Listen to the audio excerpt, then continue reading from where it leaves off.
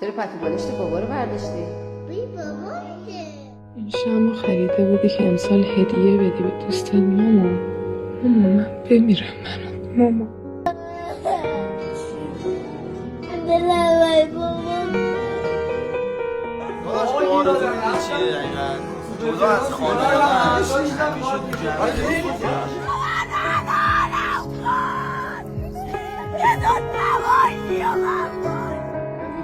شهاب اصلا گل دوست نداشت بخدا میگم ماما هی گفتم عین خودمه ماما منم گل دوست ندارم عجب تنها نیاد سرما نیاد عجبم تنهادم تو سرما آرزو یه 207 مشکی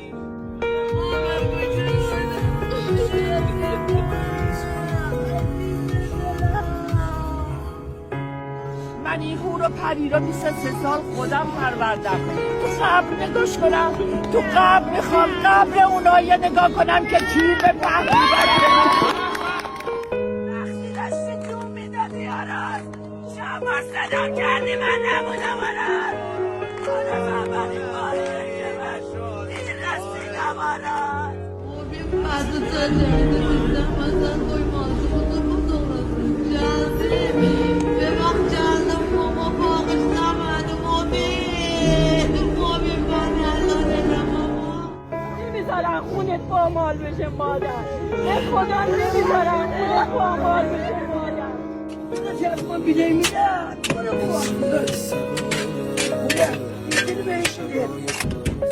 رفتی من موندم خدا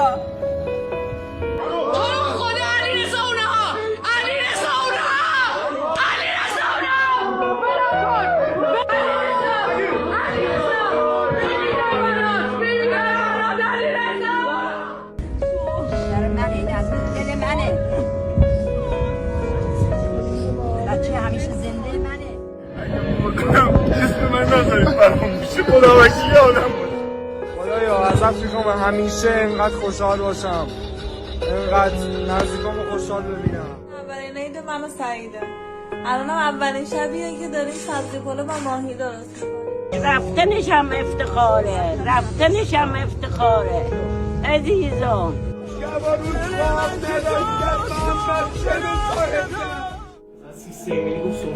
فوت کن ببینم چجوری موافق کنم. آرزو داری با من بگی آرزو در نفس میمونه. بگو خانومم مرسی که بر من کیک خوشمزه درست کردی. بگو مرسی بر من کیک خوشمزه درست کردی.